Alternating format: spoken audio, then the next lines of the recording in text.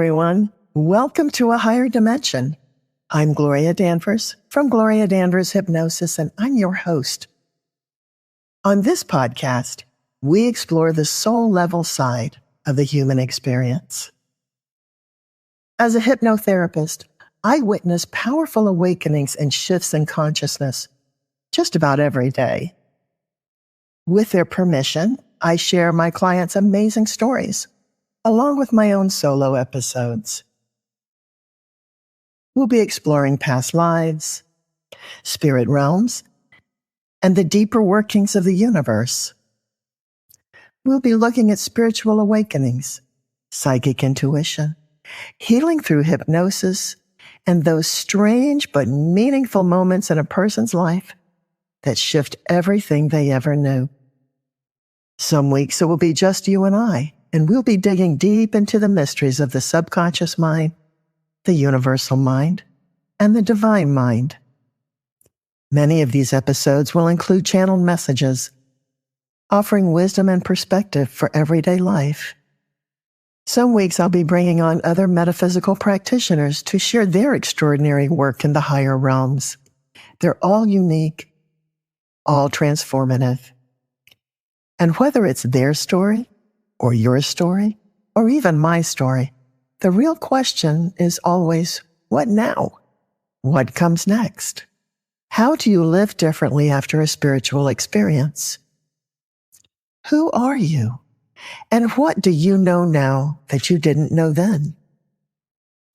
If you're here listening, chances are you're ready for your own hypnotic journey, your own spiritual awakening, and finding your place in an expanding universe. You can reach me at gloriadanvershypnosis.com. Send me an email. Book a free consultation. And if you're interested in the subjects that I'm bringing to your table, please hit like and subscribe. Your support can help me take this podcast to the next level. But for right now, sit back, open your mind, and let's explore those higher dimensions.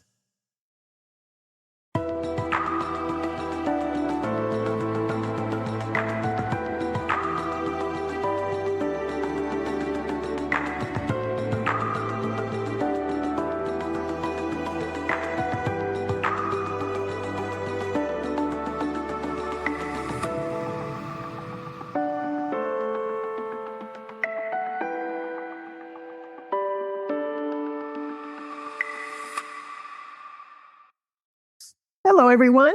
Welcome back to A Higher Dimension. I'm Gloria Danvers, and I'm your host for A Higher Dimension. And today I am interviewing a very special person, Caroline Sequin. Caroline is a life transformation coach, and she's an Akashic guide, a channel, intuitive healer, and she uses the Akashic Records and several other healing modalities, including massage therapy. She's been a licensed massage therapist for 18 years, and she's been utilizing the Akashic Records to get even more results for her clients. She's always been intuitive, and she uses her intuition and her gifts to help her clients have a more successful life. Right now, she's dividing her time between Michigan and Florida, working with clients through the Akashic Records. And don't think she's all spirit. Caroline also loves Latin dancing, traveling, learning, and spending quality time with her people. So welcome, Caroline. Well, thank you, Gloria. Thank you so much for having me. Oh, you're welcome. I'm reading all of this, and I think I knew all of that about her, but wow, it's awesome when you see it on paper, right? I'm surprised myself. I know. What's that mean? Yeah. Well, like, oh, yeah, I guess I do those things. Yeah.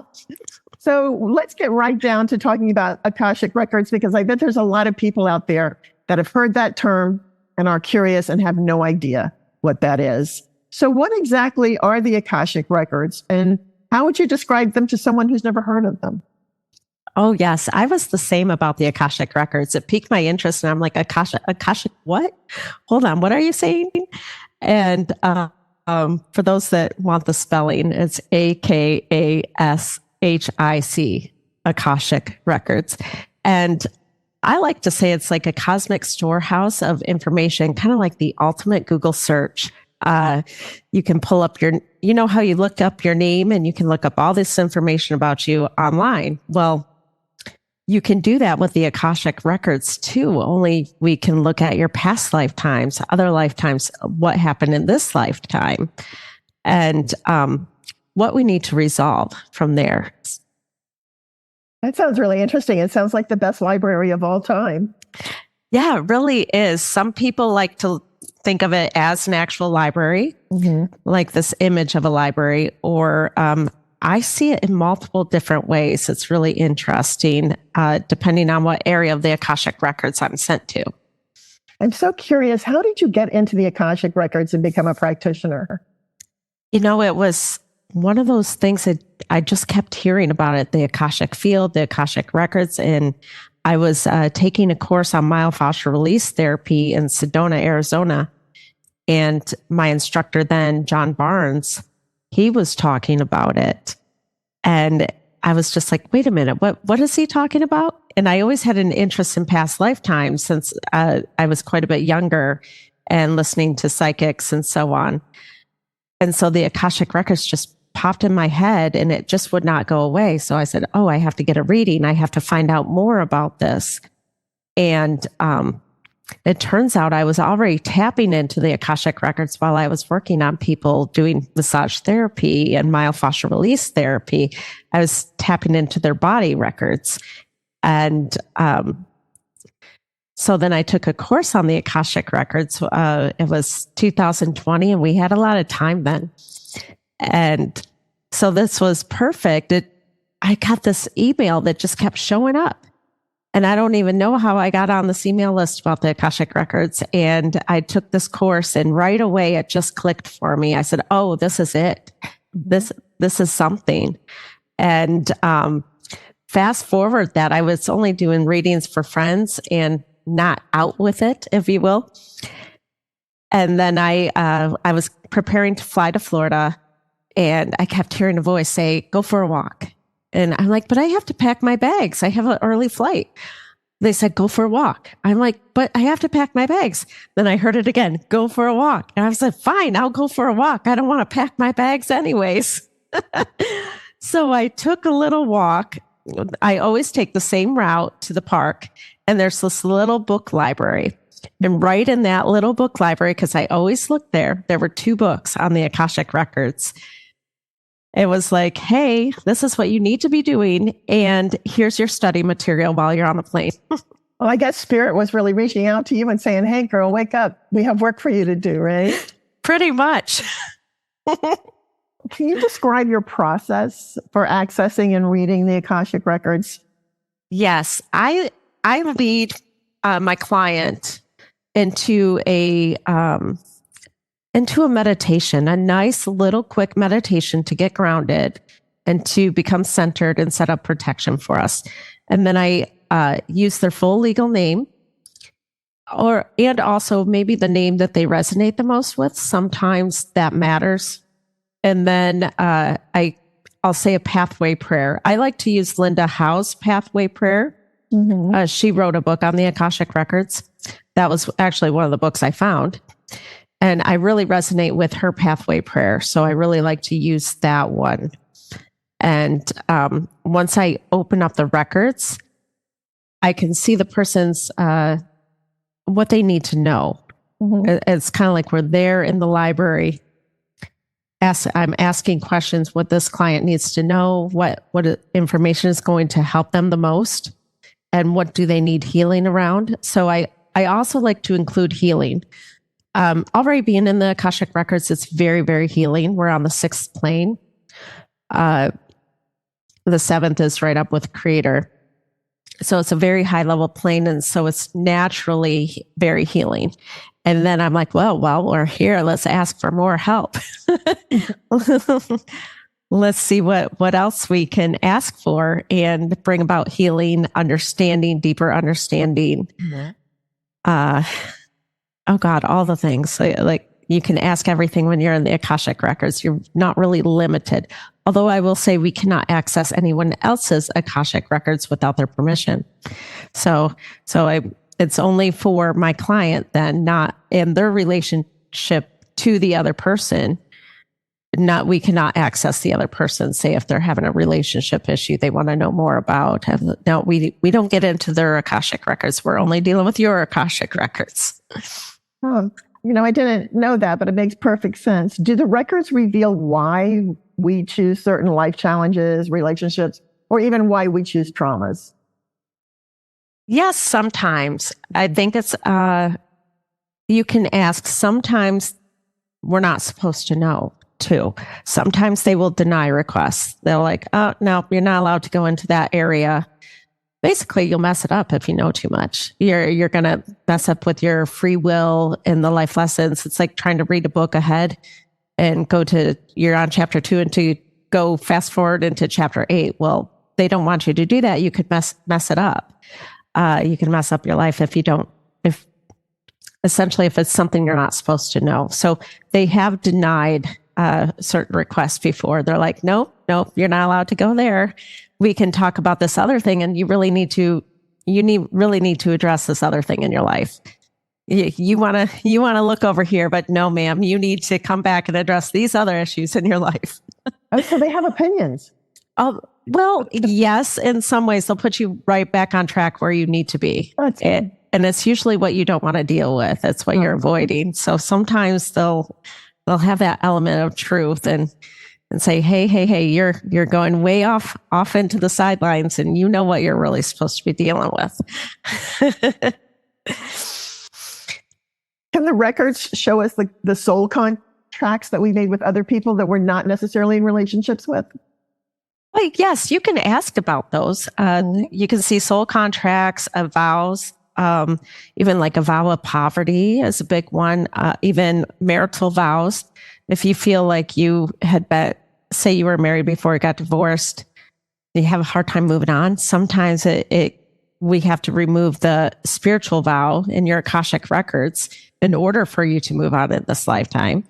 Or also you can see the multiple lifetimes that you had been together and what you're working through. And this maybe is the lifetime where you're both free to go your own separate ways. And doing the Akashic work can help. Also, I've been told I cannot close out or clear a vow as well, because it's like the contract's not done yet. There's a time period. There's something that needs to still transpire between you and that other person that is not complete. So they're like, yeah, no, I know you want to take care of this, but no, we're going to deny your request right now, because that's not what you wrote in. That's not the agreement. So sometimes that does happen. People get frustrated with that. I would say yes, sometimes. I think that's life, because you're like, really? Are you? I thought we were done here. I want to be done. But you don't really want to be done. That's the human part of you that wants to be done. The spiritual part of you is like, no, are you kidding? We're getting to the best part, right? Right, exactly. It's you can have torn emotions over it, and I'll be just as surprised as the client, because I don't know until we're in the records and what they have to share with us, and what I would advise somebody as maybe just as a person. Oh yeah, leave that marriage. That guy is bad news. But then when I'm in the records, they're like, hey, you need to check your ego. You need to do this and this and this. And they have that element of truth that they're speaking to the client and saying, hey, this is what you need to work on. And it's not all the other person. And you can't just leave like that. So it's very interesting what kind of answers we get sometimes. And also that I listen to deliver that message. And it's not my opinion, my ego talking. I'm working on the Akashic records and what the person needs to know. Right. So do the records have an energetic life or presence? Is this how you access them? They have that particular energy, and is there ever a physical presence? Some people said that the Akashic records were available in the Sphinx paw in Egypt, and Edgar Cayce mentioned them. But what is your take on that? The Akashic records are everywhere. Mm-hmm. They're everywhere. When I open up the records, it looks different almost every time. I don't like to put rules around it. For me, even I've seen when I open up the records, I'll see almost like a cement invisible staircase going up to the mountains of Tibet. And we go into like this wooden door within the mountain.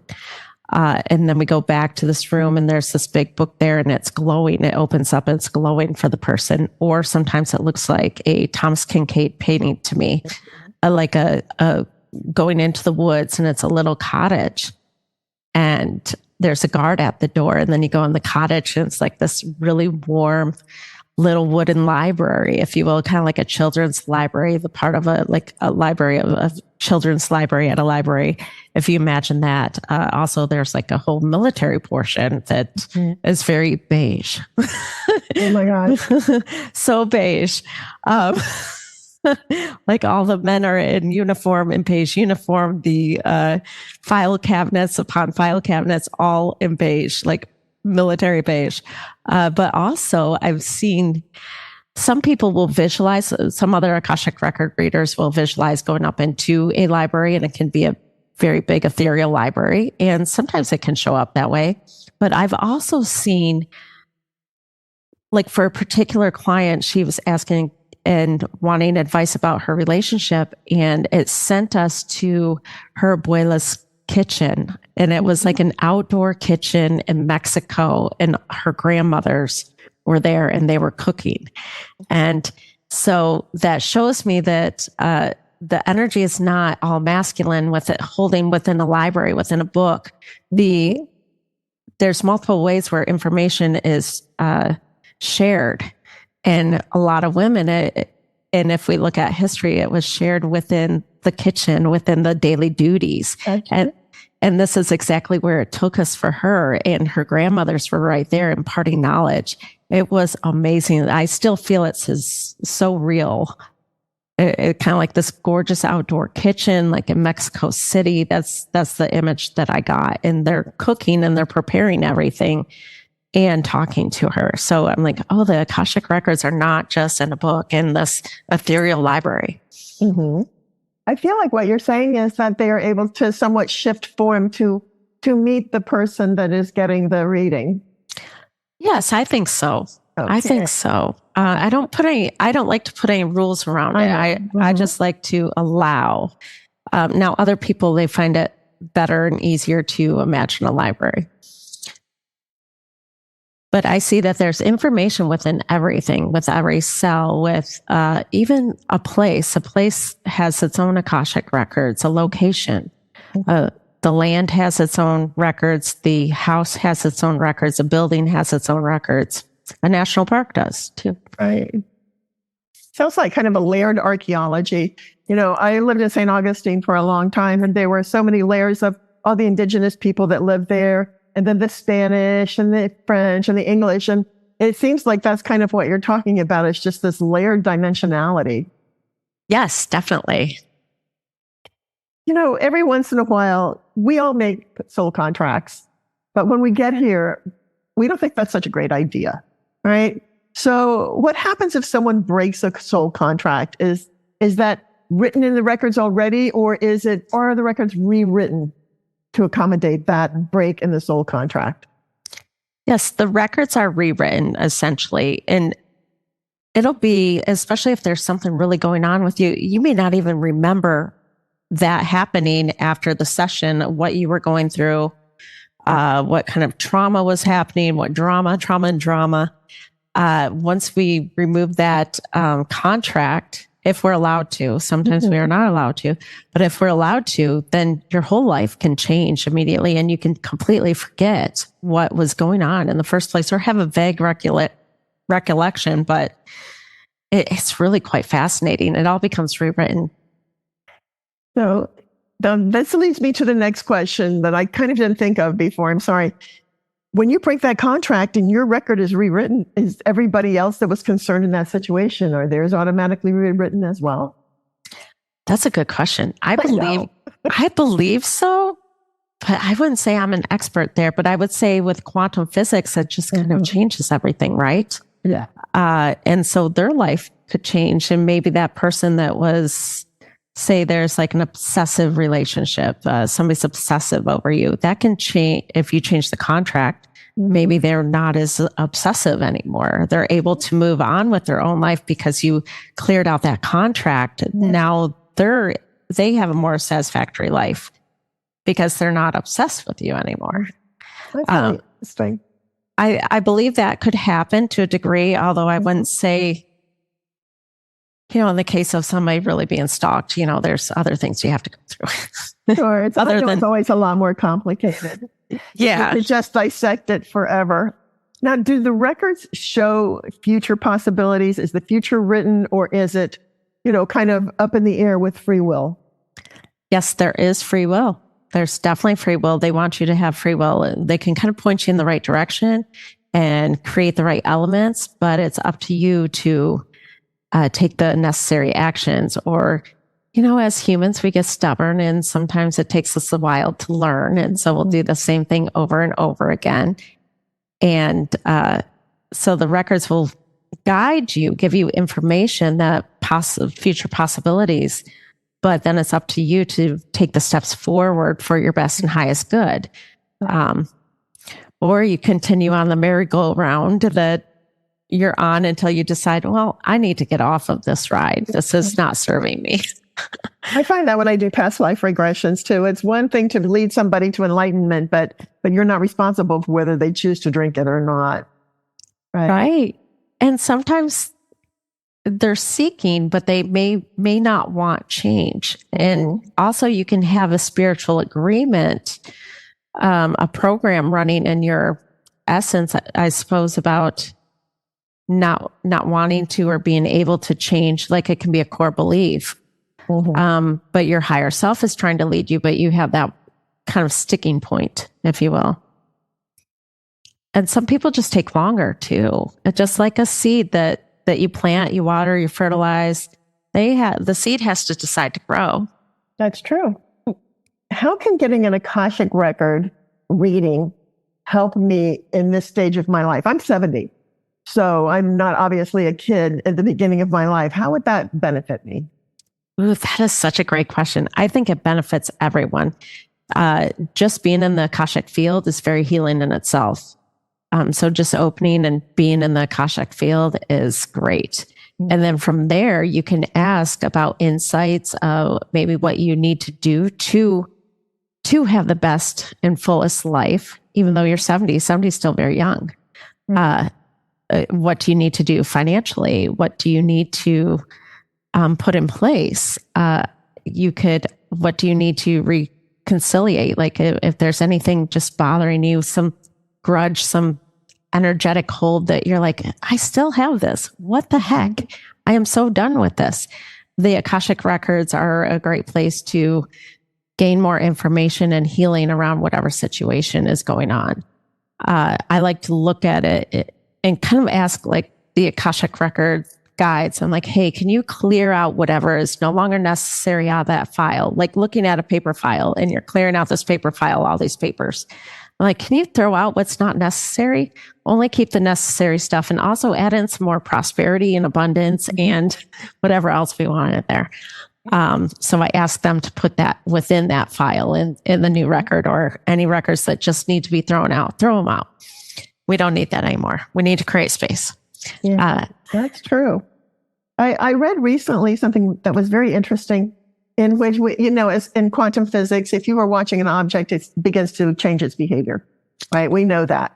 So if we are changing the behavior, the theory after that was that behavior would go back and change the behavior back into not only this past lifetime, but into other lifetimes as well.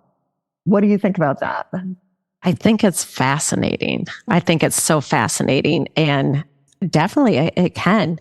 I know one of my clients I was working with, and she's Native American, and the main message in this reading was, remember who you are. Remember who you are. And then I asked for healing for all of like her tribe, all the Native Americans. And I saw, it was like a butterfly effect, like a drop. And then it cascaded out as a ripple over the land. And created healing in that way. I actually saw it. So now, do I know how that's actually going to happen? I don't. But the point is, we just ask, like a prayer. You say prayers, you put out good intentions, and then things happen as they should. I think that whoever's writing the records, and I'm sure there are many, many entities at play, are very busy with their erasers, right? No, it was this way, but then it went that way. I mean, that's okay. It is okay. What can someone expect to gain? Anybody can expect to gain from an Akashic record? Yeah. When my clients come to me for an Akashic record reading, they expect to gain more clarity around whatever situation they're bringing to the forefront. They're more clarity. You can, and it's whatever you want to ask for. I don't impose any rules on anyone's reading either. They can ask whatever they want to ask. They can ask for healing or insight around a health issue. They can ask for healing and insight around a financial issue, a relationship, whatever's in the forefront of their mind that they want to know and want healing around. So they can expect to have healing around that situation, a greater understanding. Like a client of mine, she mentioned it was like having 10 years of therapy in one session. How do you keep track of your clients that have benefited from all these sessions? Can you give me some examples about that? Ooh, yes. Some things stand out in my mind more than others, and others I completely forget. I only get the real sharp images, or I'll completely forget most readings. So I actually have to use notes and CRM because I will forget. Being the reader, I'm channeling, I'm interpreting the information to give to the client, but it really means nothing to me. So my brain's not captivating and keeping that information. It's just flowing through me. I would say memory of my clients is interesting, that I have to use other tools in order to really remember them if it's like a one session. Or I prefer to work with clients over several sessions, like a kind of a coaching program of holding their hand and walking through and answering any questions they may have and giving guidance in between. And that's a lot better than a one-off, because I could even forget their existence, though they possibly could forget mine. Right, there you go. Because they're healing. Yes, that's true. And I think, like when we break a bone, we don't necessarily remember the doctor who said it. We just know that our bone is fixed. And then we go on with our life. In my work, I deal with a lot of extraterrestrials. And so I'm wondering if the records are kept for extraterrestrials, meaning not of this earth, although they're certainly from their other earths. And also, if you don't have your earth as your planet of origin, how does that affect the record? Whenever I open up somebody's records, it's not really specific. I don't specify of Earth's records. It's whatever they want to know. And sometimes they'll show me, oh, it's interplanetary, or, oh yeah, you're not from here. You're not from here. No wonder why you're having a hard time with Earth. This is your first time here. It's challenging. So they'll start sharing with me the information that the client needs to know. And I'm like, oh yeah, you had so many lifetimes, but more so on this planet. So you're trying to be over here. It's like changing countries and cultures. You're trying to figure out planet Earth and the rules here, and it's so foreign to you. So yes, it can show me other lifetimes, other planets, other even ways of thought. I guess that the thought pattern can be different. It's really fascinating. It can be so different for everyone. Is there a message to be found in the Akashic records for this planet on the whole, as we're moving into a really chaotic time? Of all your readings, is there a central theme? I've done quite a few group readings in the past couple of years at retreats and so on. And there was an overwhelming theme of getting your life and finances together. Especially, I've been working with a lot of women. So that was a big theme for women. that they keep talking about. I'm like, well, this is really important. They keep talking about this, and they're talking about serious stuff. Serious information with everyone is to get your financial house in order. I know, not so ethereal, is it? Part of that is making sure you're taking care of your financial house. And then the other things were more loving compassion. And I was seeing that there was this image and this phrase that came to me. It's like people on their high horses would be humbled. And I didn't know exactly what that meant. However, over the last 2 years, I've seen major hurricanes in places that did not expect hurricanes, and they were catastrophic. That also probably like current things going on now, people who with maybe cushy government jobs, well, that's not guaranteed either.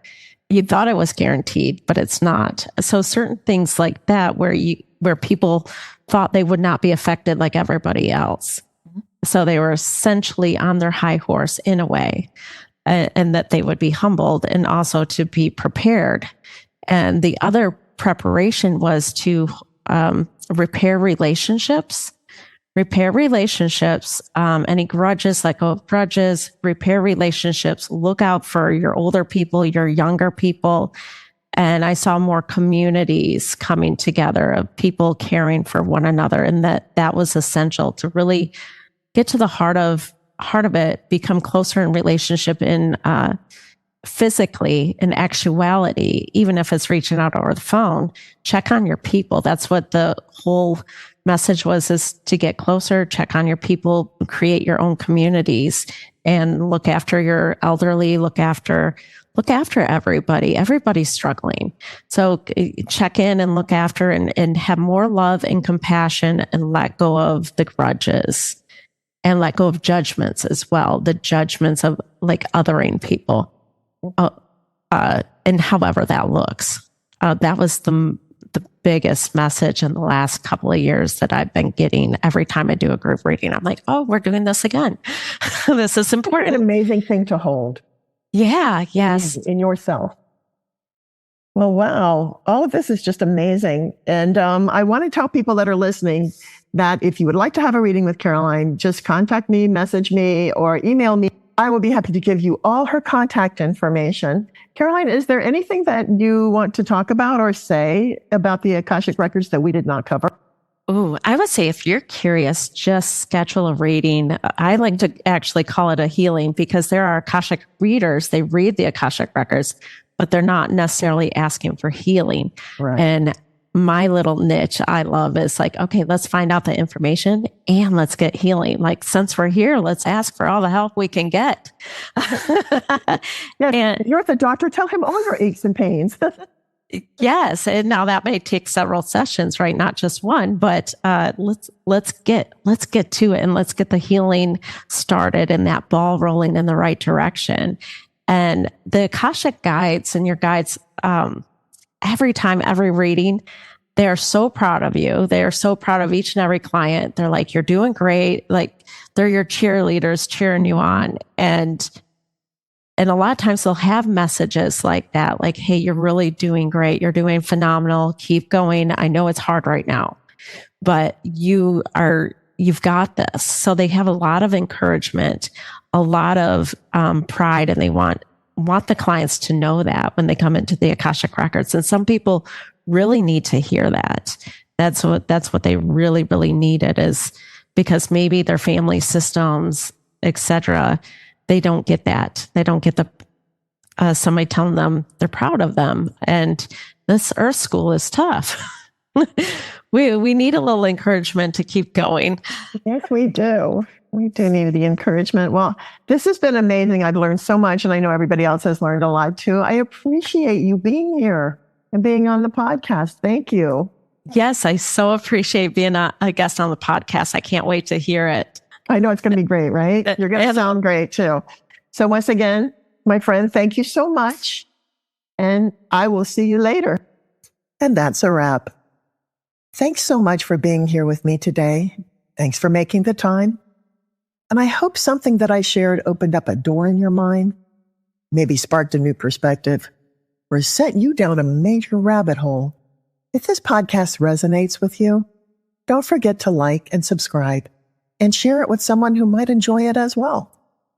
If you're curious about having your own extraordinary experience, or if you've had an extraordinary experience and want to share it, reach out. Send me an email. Book a free consultation. Until next time, stay curious and stay open to whatever comes to you in a higher dimension. Bye.